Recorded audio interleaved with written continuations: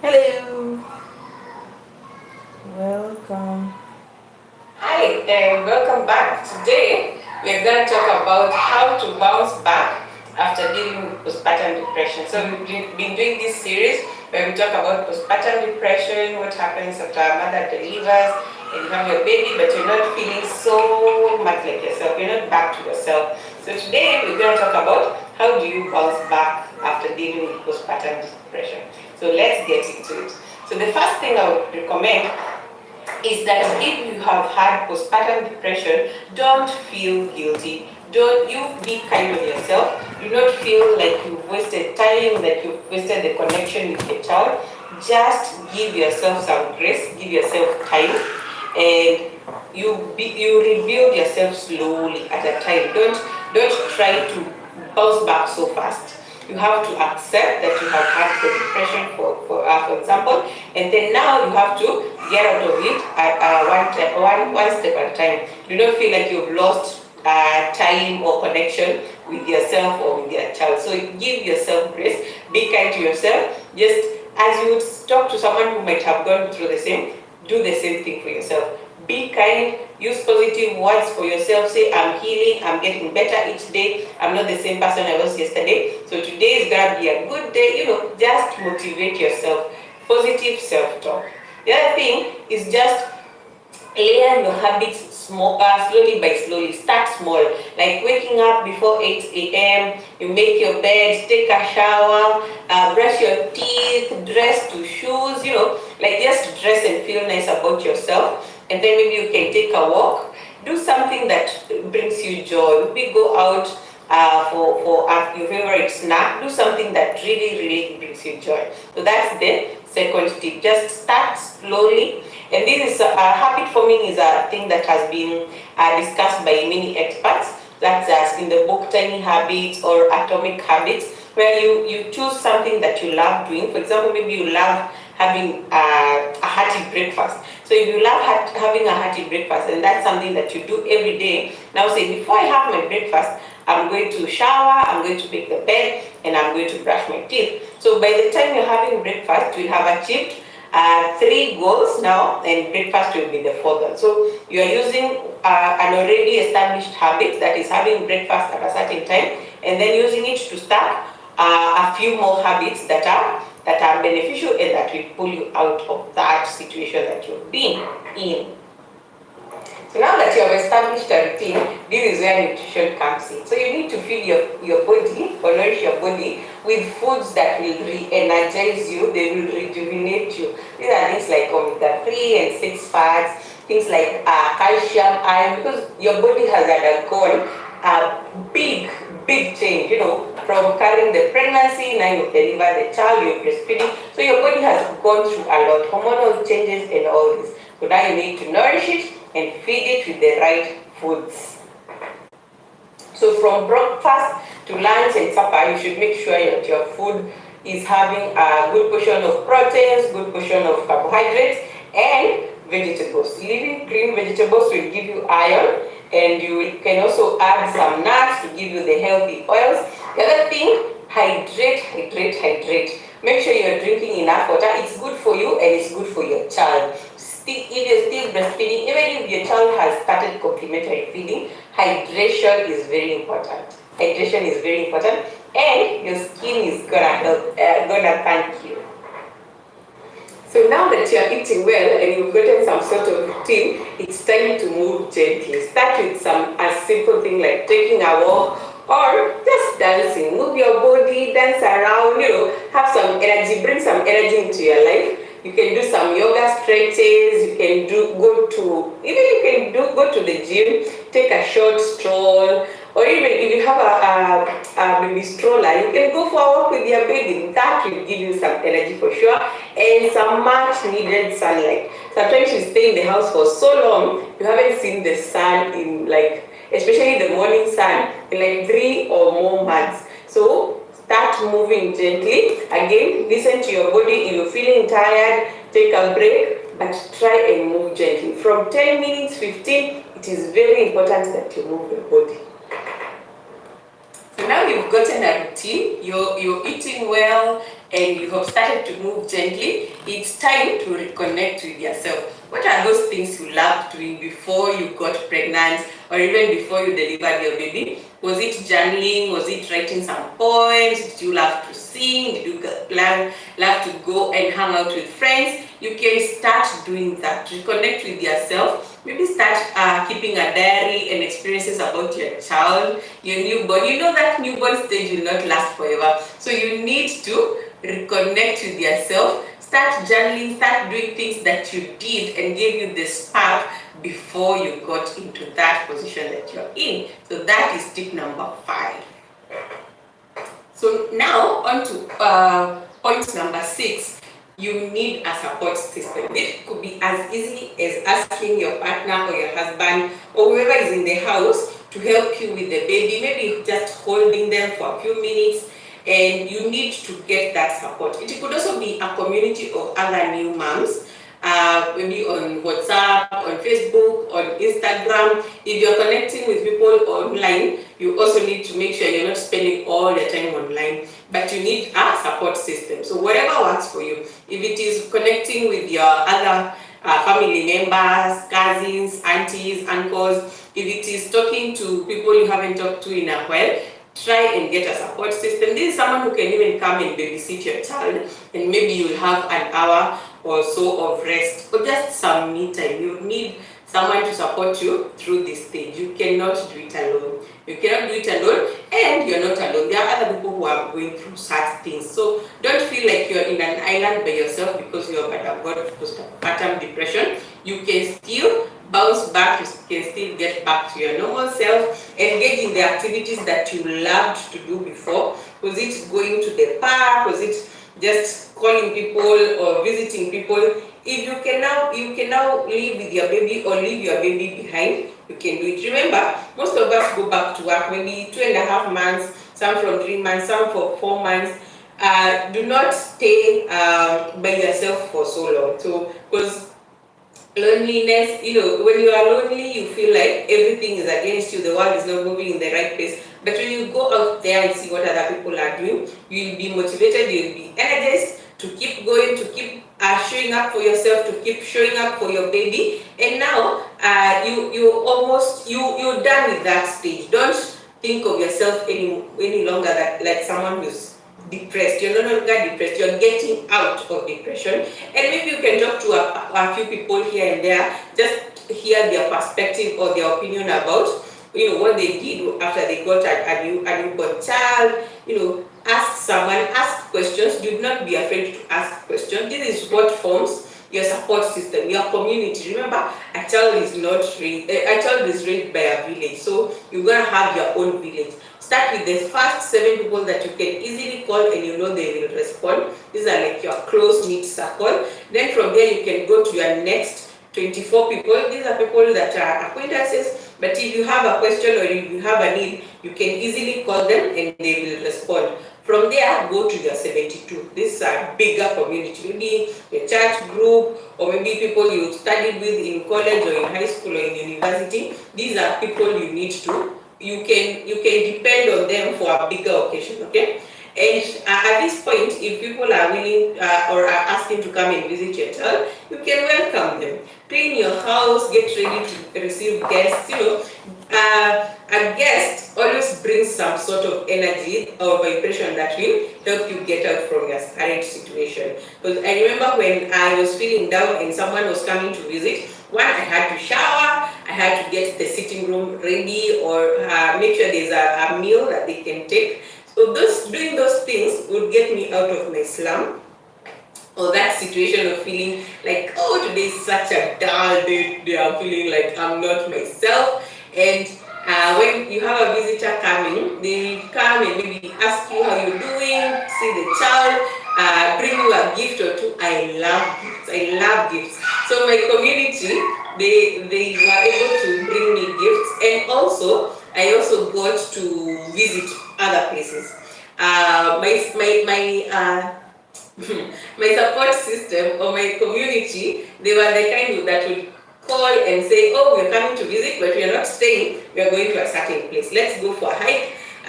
We will drive you there. We will drive you guys there. So I would go, me, my husband, my firstborn, and the newborn. We would go for a drive, for a hike. And now when I look back at my gallery, my photo gallery, I'm really happy that I went for those events. Some I went with like untidy hair. Some I was not even really in the mood to go, but I showed up. I showed up. Of course, sometimes I was really pushed to get out of the house, but I showed up for myself. I showed up for my child. So we created some memories with my community. And at that time, I also got to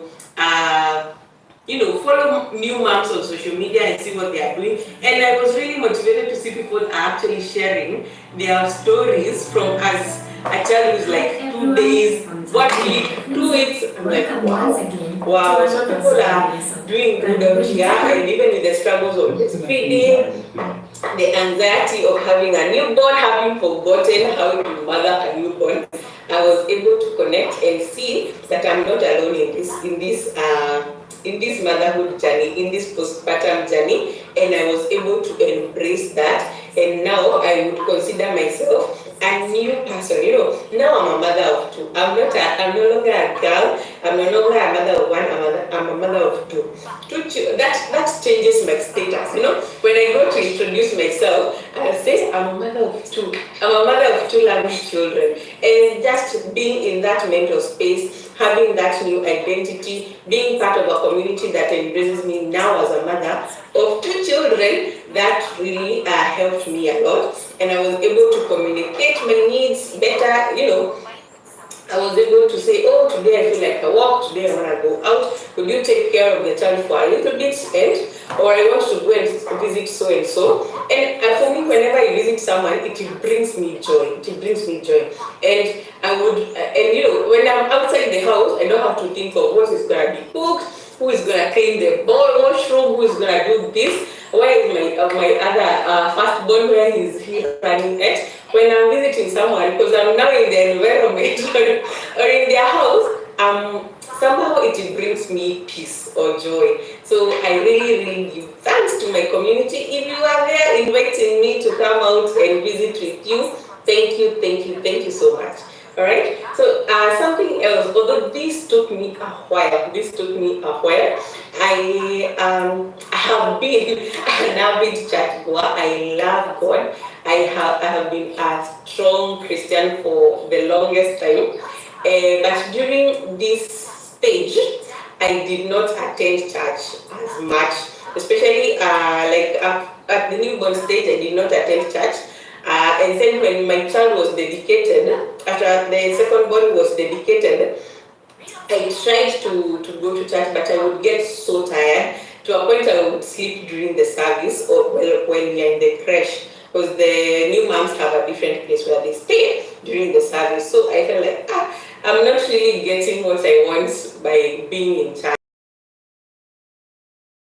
To listening to the online services, and over time, my faith I was able to reconnect with God, to reconnect with my faith in believing that I'm a strong woman, I'm a strong mom, and eventually I was able to go back to church and to enjoy being in church. Now at this point, my child would sleep through most of the service, so I was not feeling like I'm disturbing the whole church or I'm disturbing the whole community. So reconnect with your faith and with your beliefs, and know that it is a process, it is a stage. There is no storm that lasts forever. At some point, the rain will stop and we'll feel better. The clouds will go away, the sun will come out, we'll feel so much better. And at that point, you will be able to appreciate or be more grateful of what God has done in your life, of how how He has shaped your life, how He has held you, because depression kind of changes your mind, changes your mental state. But because whether it's postpartum or whatever, it changes your mind. But when you are held, when you feel like, I'm resting on the promises of God, I'm resting on what He has said in His Word, you feel so much relief, and you are able to kind of like deep down in your soul, you feel better and much, much, much at peace. So connect with your faith and enjoy that healing process. Know that God is the one who has given you that gift of a child, and now He's restoring you to yourself and to embrace your purpose. It could be raising that child is your purpose, or just nurturing that child is your purpose. So embrace it and make it part of you, and your relationship with God will be stronger from that experience. Remember, experiences are meant to shape us, they're meant to mold us, they're not there to destroy us completely. The Bible has promised that there is nothing that He has allowed to come that will really, really destroy you. You might be shaken, you might be weary, but you're not going to be destroyed, right? All right, let's go to the last point. So last but not least, you should now embrace your new identity. The new you. You have changed. You've carried 1 or 2 or 3 pregnancies. You are a new person. You are a new creation. Even the Bible says that, yeah? You are a new creation. So enjoy it, embrace it, and make it a part of you. Remember, you will never get back to the person you were before. Yeah? You will never get back to that body you had before, but you can get a new body. Like me now, I love my body. It's not yet what I want it to be, but I love it. I have changed everything has changed. Even my face has changed. My hair has changed. Everything has changed, but I am loving the season that I'm in. I know it's a season, and now I'm happier for it. I'm happier for myself. I'm happier for my child. She's a beautiful, happy girl. And she's, we named her goodness. Goodness, not really like goodness, it's the goodness of the Lord in our lives. So we are really happy for where we are at this point. And I want to encourage you, if you're going through postpartum depression, you are not alone. You can get out of it. You can bounce back. You can embrace that new identity, and you can really live out your purpose. Because I believe everyone has a purpose in life, whether it is raising your child, training them in the right way, or just being there for your community, for your family. There is a purpose for your life. So do not feel discouraged. You can get through this. You will get through this. And if you need the support from a mental health counselor, we have one on board at Malkia Nutrition. Myself, I'm a nutritionist, but on my team we have a counseling psychologist who can talk to you. They can help you just figure out this new stage that you're in. Give us a call on 0798 907 154, and we'll be glad to book a session and talk with you. Remember, depression is something that you get out of by having a support system, eating right, moving yourself, moving your body, reconnecting with yourself, who you were before, but you will not be the same person. You will be changed, but there are aspects of you that will remain. Those are like the facts of your life will remain. You are a woman, you are a mother, you are a wife or a partner to someone, you are a daughter to someone, you are a sister to someone. Those are facts that won't change. So embrace them. Do not feel terrified. There are people who feel terrified and the anxiety just blocks their mind. Like your mind, you're just anxious about everything. Remember, that is also something we are advised in the Bible, not to be anxious about anything, but to pray and make sure that all these burdens, we bring them to the Lord. So I hope this video has been beneficial to you. If you have enjoyed this content, kindly share it with someone. And if you have not watched my other previous videos, please do so. They are appearing on the right hand corner on your screen, and you can watch them. So see you on the next video. Bye. Bye. I hope you enjoyed that. Now we can get to reading our book for the day, which is this one. This is the book for today.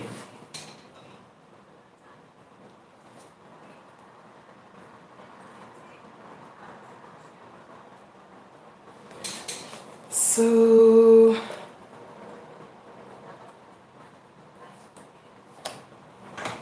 let's read. But before I do that, let me see what time it is. Give myself 15 minutes or 10. Yes, 10 to respond to a few things here. Then once I'm done,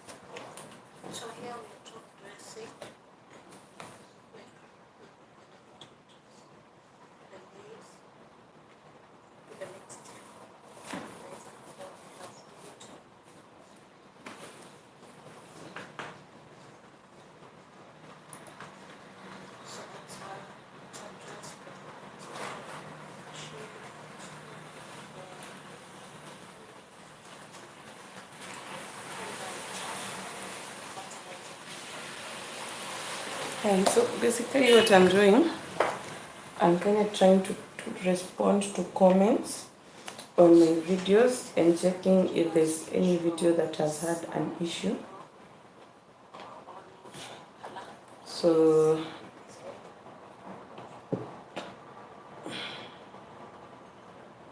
I'm also responding to a few questions on WhatsApp.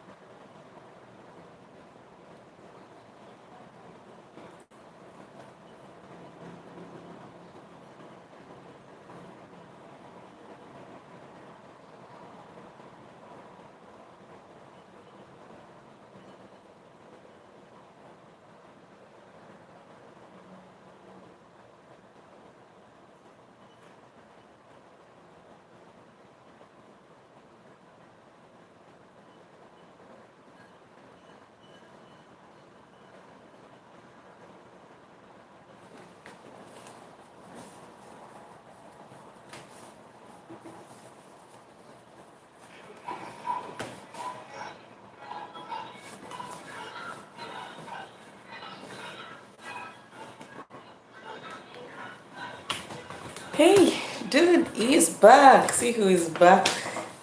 Dude is back. You refuse to tell me your name. Hi. Do you know, I'm actually preparing to read this, to continue. I'm almost done. Since you left, I am almost done. Since you went away. But I realized it has a lot more recipes. So this part 3 is all recipes. I ask you a question. So I'm remaining with like, how many pages? 10. Actually 10. Yeah, and now I need to, that was my alarm. So that I can now start reading. Yes, ask your question. Ask the question.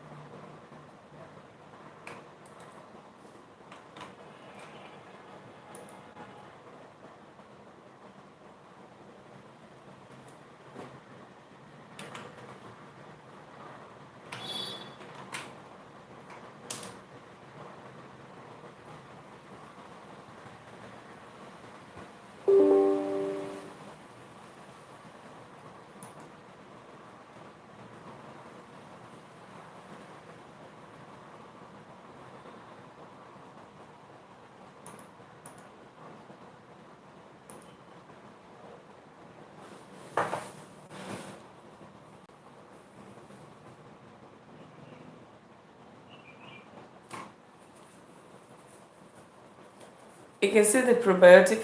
Is this like kombucha? Are you talking about kombucha? Or kombucha is, yes, it's sugar free.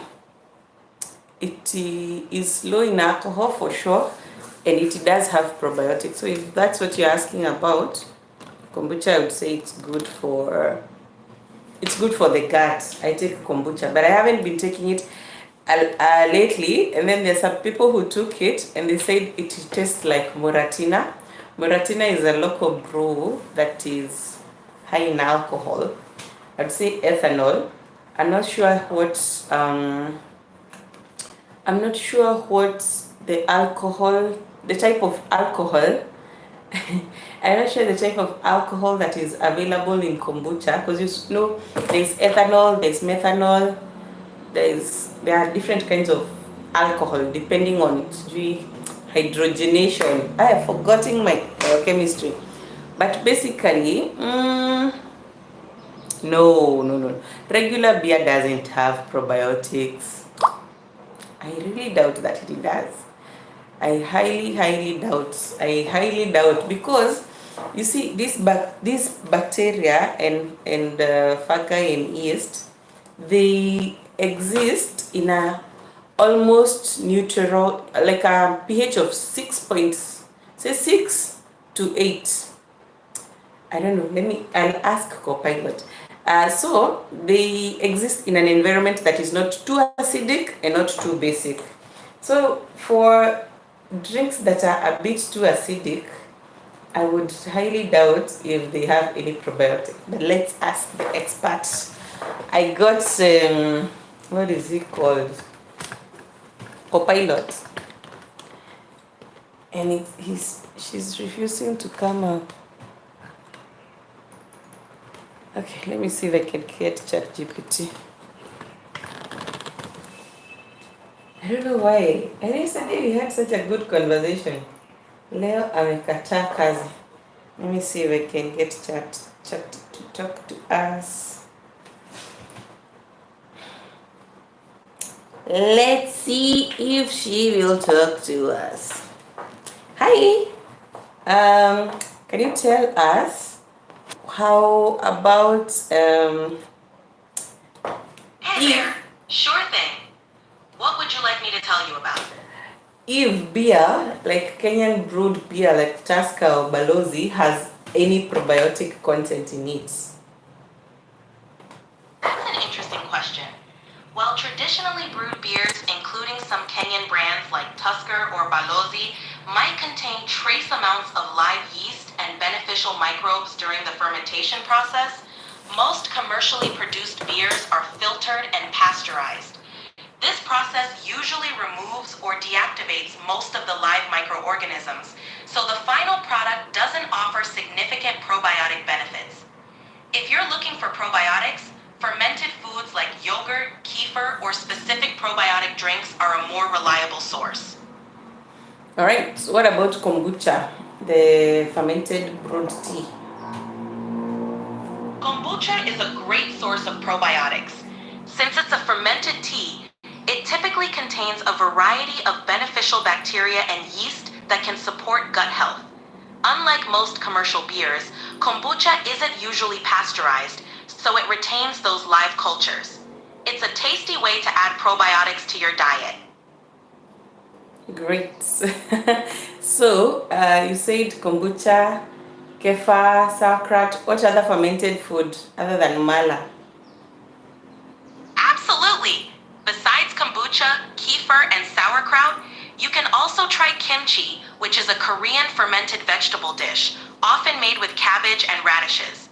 There's also miso, a Japanese fermented soybean paste used in soups and marinades. Another great option is tempeh, an Indonesian fermented soybean product that's packed with protein. And don't forget about traditional pickles fermented in brine, which can also offer some probiotic benefits. Okay, what about Kenyan foods? Kenyan fermented foods. For Kenyan fermented foods, you have some great options. One classic is uji, a fermented porridge made from millet, sorghum, or maize, which is not only nutritious, but also has probiotic qualities. Mursik, a traditional fermented milk from the Kalenjin community, is another well-known probiotic-rich food. You might also find fermented cassava products or fermented vegetables in certain communities. These foods have been part of the diet for generations and offer both nutritional and gut health benefits. All right, thank you so much. You're welcome. Anytime. Okay, so I asked the experts and they said no, beer, Tusker and Balozi doesn't have any probiotics because after the fermentation, it is filtered, and through that filtration, it gets rid of any and every kind of bacteria or yeast that might have been used during the process of fermentation. So no, Balozi, Tusker, and any low sugar beer that is out there does not contain any healthy probiotics. If you want probiotics, go for Kefa, go for Mala, go for something like that. Any other question, dudes? Dude. Anyway, now let me read my 10 pages. And today, no distractions. So I was here yesterday reading about if food labels were, if like, do I have any food products here? Well, I don't have any food product. But what if food labels came with warnings for food such as meat, dairy, eggs, and so on and so forth? And it was so surreal. I can imagine being told that your meat, your dairy, your yogurt is, animal products. That was the whole idea of the live. But you can ask your question. So basically, the book says that imagine being told that these foods have biological agents such as bacteria, parasites, prions. Prions are the things that cause, they are agents for causing cancer, and then viruses as well. And then you're being told that this food already contains contaminants such as veterinary drug residues, adrenaline, cholesterol, fecal matter, mercury. And it's true, like fish has a lot of mercury. There's that time when that topic had trended in Kenya, but it's like people just forgot and we continued eating mercury. Not eating mercury, eating fish. I also eat a lot of fish, so I don't know what to say. But I also eat fish. I eat chicken. I'm for the idea that before these things accumulate,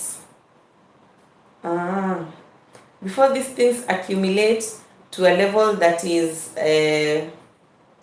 not beneficial to me, what can I say? I will have exited Earth by other reasons, or I don't know. I just don't believe that I'll die because I consumed fish from mercury, as in mercury in fish. I really don't believe that. And then, I don't believe that I'm gonna perish because I consumed mercury in fish. How is that even possible? I highly, highly doubt that's gonna happen.